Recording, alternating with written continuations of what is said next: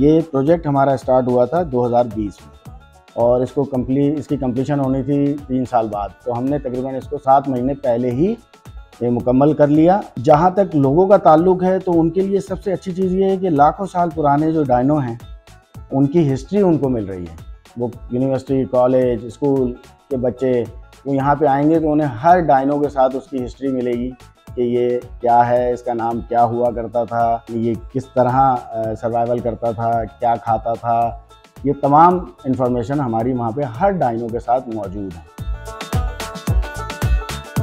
यहाँ पे ये पार्क खुला है बहुत अच्छे के लिए, बच्चों को बहुत मज़ा आ रहा है। जैसे कल हमें पता चला, आज हम आ गए यहाँ पे कि बच्चे बड़े एंजॉय कर रहे हैं। हमें जाना है, बस जाना है वहाँ पे।